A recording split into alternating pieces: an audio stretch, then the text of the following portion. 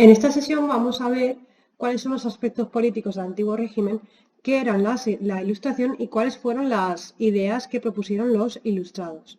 Así que, por un lado, vamos a ver que nos encontramos, y quiero insistir en esta idea, en una monarquía absoluta. La monarquía absoluta, como tenéis ahí, es sagrada, porque el poder tiene un origen divino, es decir, es Dios quien habría creado ese poder político y era Dios quien designaba quién lo desempeñaría. En este caso aquí tenéis, como os he dicho en alguna clase, el retrato de Luis XIV, es el rey Sol, fue el rey de Francia, y aquí podéis ver cómo posa con las mejores galas para que el que viese el cuadro, el espectador del cuadro, reconociera la importancia de su figura en la política, la economía y la sociedad. Por otro lado, ¿cómo es esa monarquía también? Es absoluta. Como el poder proviene de Dios, los hombres no pueden ponerle límites, por lo tanto es el rey quien decide y quien cuenta con el apoyo no solo de la corte que lo rodea, sino también de la propia figura de Dios, porque nadie iba a contradecir los designios de Dios. Sí que podían contradecir los designios de un monarca, pero si el monarca dice que su poder viene de Dios, esto va a implicar que nadie conteste a esos designios, porque Dios es lo que más alto estaba y era la figura a la que se atenían, dado que tenemos que tener en cuenta que la sociedad de este momento es una sociedad totalmente religiosa. Por otro lado, hay un poco de paternalismo. El rey al final ejerce como un padre de la nación que busca al fin y al cabo la felicidad de todos sus súbditos, es decir, tener al pueblo contento y alegre para que este pueblo no le discuta su poder y su figura. Si no fuera así, el pueblo se sublevaría y posiblemente la figura del monarca acabaría fuera de poder. ¿Cómo era el poder? Evidentemente era un poder otorgado por Dios, es decir, por derecho divino. Y del derecho divino nace el poder del rey y la razón del Estado, es decir, la existencia del Estado. El poder es hereditario y vitalicio, es decir, cuando muere un rey es su hijo quien recibe la corona.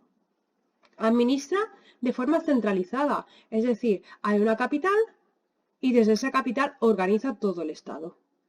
Además, va a formar un ejército profesional, es decir, va a haber siempre un ejército que solamente se dedique a defender la nación y a ninguna otra cosa más, como podía pasar en la Edad Media, que podían ser campesinos o nobles que tenían otros trabajos, otras faenas, pero a su vez también podían defender al rey. No, ahora de forma exclusiva vamos a ver que hay un ejército que se dedica solamente a defender a la nación. Además, va a haber un control de la Iglesia. La Iglesia, aquí hay un error porque tendría que estar en mayúscula.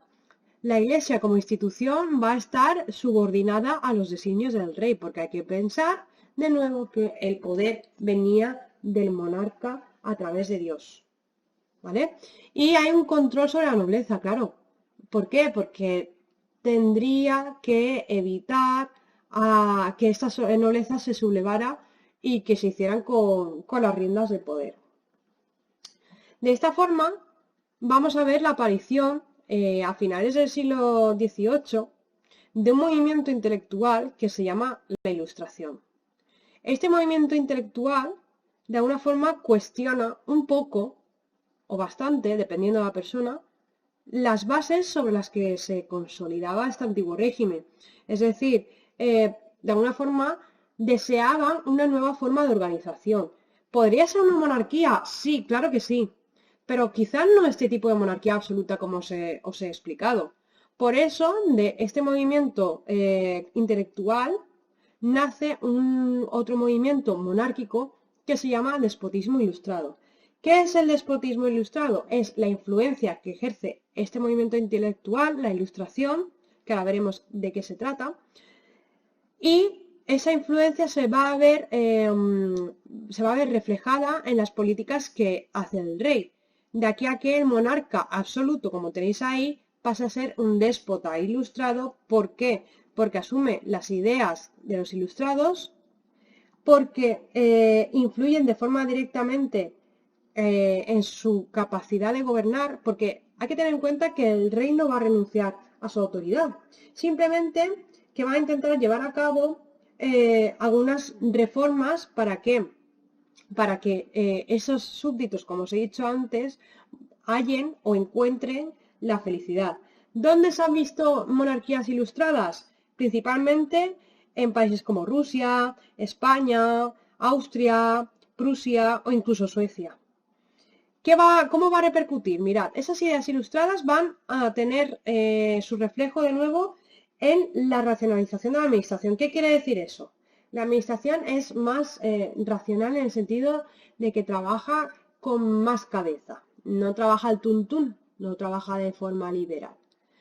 También van a aplicar esa razón a la forma de gobierno, es decir, van a fomentar la educación, van a fomentar también la modernización económica, van a buscar programas para desarrollar la agricultura y la industria y sobre todo lo que van a buscar es la libertad de comercio. ¿Por qué? Porque si conseguimos todo esto, si a través de este movimiento ilustrado que el rey asume sin dejar de ser rey, vemos que los súbditos van a vivir mejor, eso va a repercutir de forma positiva en el rey, porque va a ser bien visto, va a ser bien visto. Por lo tanto, los súbditos buscan la felicidad. ¿Cómo la buscan? A través de estas reformas que ha hecho el rey. Pero claro, son reformas un poco de aquella manera. Os explico por qué. Porque son reformas que no tienen en cuenta las necesidades reales del pueblo. No tienen en cuenta esas necesidades porque es el rey quien decide lo que se va a reformar, cómo se va a reformar y dónde se va a reformar. Por lo tanto, hay una frase que el monarca Carlos III acuñó que fue la de todo para el pueblo pero sin el pueblo. Es decir, voy a darlo todo para mis súbditos pero sin contar con la opinión de ellos. De esta forma vemos cómo se refleja el absolutismo de la monarquía, pero ahora matizado por esas ideas de los ilustrados. ¿Cuáles eran esas ideas? ¿Qué propusieron estos ilustrados? A nivel social van a oponerse un poco a lo que es la sociedad estamental. Defendían que los estamentos eran muy estáticos, nadie podía ascender, nadie podía descender. Bueno, descender sí era más fácil, pero nadie podía ascender, por lo tanto defendieron que hubiese movilidad social, que no hubiese un estamento fijo. Y a nivel económico se opusieron a ideas mercantilistas. Se opusieron también a otras ideas en las que se pensaban, sobre todo encabezado por los mercantilistas, que ya lo veremos más hacia adelante, se oponía a que hubiese una concepción del Estado, de un Estado rico, que solo se basara en la acumulación de metales preciosos, o en la agricultura, como sería la fisiocracia. Ahora dijeron que no, que la riqueza de un Estado se mide por la riqueza de la propiedad privada, de la libertad económica, de la no intervención del Estado. ¿De acuerdo? Asimismo, a nivel político, ¿qué vamos a ver? Una división de poderes, propuesta por Montesquieu, ya lo veremos también. Una división de poderes que va a repercutir también en una división del Parlamento, de tribunales, del Poder Ejecutivo, tal como podéis apreciar en vuestro cuadro de la página 13. Ahí, en esta página 12 y 13, vais a ver cómo estos ilustrados van a proponer que esos poderes que ahora o previamente estaban en el rey, caigan en diferentes esferas de poder, es decir, en jurados, en políticos y en políticos que se encargarían de ejecutar las leyes. ¿Vale? Por otro lado, se va a intentar también reformar un poco el sistema fiscal, es decir, el sistema económico, el de recaptación de impuestos, etcétera, pero difícilmente se va a conseguir. Dicho de otra forma, un ejemplo de cómo esas reformas van a repercutir en los sistemas monárquicos europeos lo tenéis en la monarquía parlamentaria de Inglaterra, que está en la página 10. Este sistema político va a ver cómo sus poderes van a ser divididos y cómo el rey tiene el poder ejecutivo, pero no el legislativo. Es decir, El Parlamento se va a encargar de hacer las leyes, no de ponerlas en marcha, no, de hacer las leyes, de crear unas leyes con diferentes tendencias políticas como ocurren hoy en día. Claro, los representantes que están en el Parlamento son elegidos por los votantes que tenéis ahí, que esos votantes, por un lado, van a ser prácticamente aquellos que tengan capacidad económica alta, es decir, son rentas altas, son gente rica. Aunque sí que es verdad que hay algunos burgueses, ya habéis visto que hay una alta burguesía, que sí que van a participar de la elección de esos parlamentos o esos parlamentarios. ¿Quién no va a elegir? Ni mujeres, ni pequeños propietarios, ni pobres, ni asalariados con una capacidad económica inferior, ni artesanos. Es decir, al final nos vamos a suscribir a los estamentos no privilegiados. Los estamentos privilegiados eligen el Parlamento, quien se encarga de confeccionar, de hacer unas leyes, y es quien controla que el rey las ponga en práctica. ¿De acuerdo?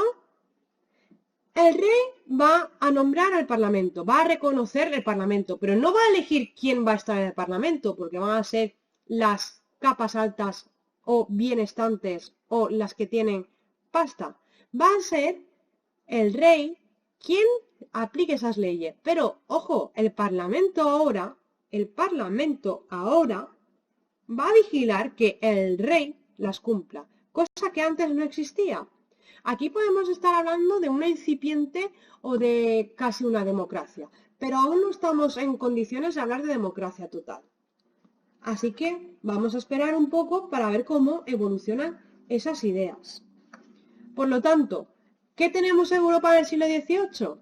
Vemos en rosa que existen un elevado número de monarquías absolutas que, si bien posteriormente esas monarquías, muchas de ellas, como os he dicho antes, van a pasar a ser monarquías con gran influencia en el movimiento de la Ilustración. Una gran influencia porque van a ver que sin este movimiento cultural o intelectual, sin ese movimiento posiblemente tambalee los cimientos de la nación.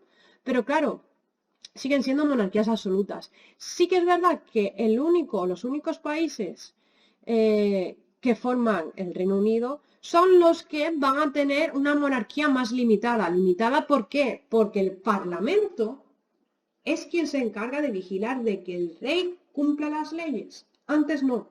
Y esto no ocurre en ningún otro país europeo. En ningún otro, exceptuando Reino Unido en un principio y posteriormente Polonia.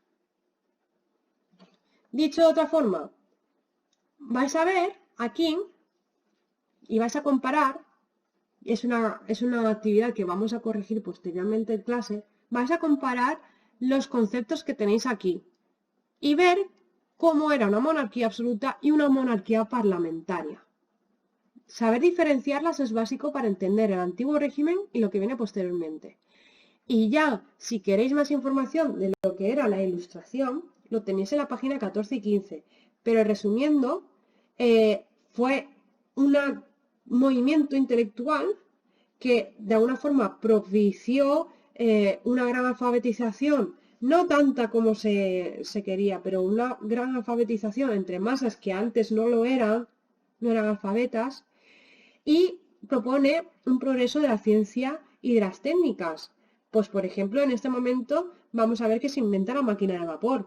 Vamos a ver cómo estos conocimientos se van a difundir no solamente a través de libros, sino también en universidades, en academias, en cafés, en salones. Las academias son los lugares donde se reunían esta gente ilustrada, pues para discutir y para llevar adelante lo que es la gran obra de este movimiento intelectual, que es la enciclopedia, que es lo que tenéis en la página 15, donde filósofos y científicos elaboraron un compendio de conocimientos de todo lo que se sabía en ese momento de diferentes ramas de conocimiento, matemáticas, biología, filología, filosofía, religión, etcétera, todo compendiado en la enciclopedia, que encabezaron Diderot y Alembert. Es una reunión de conocimientos para exponer pues, las ideas críticas y de alguna forma eran presentadas para evitar la censura real. Así que hacemos esta actividad y la corregimos el próximo día.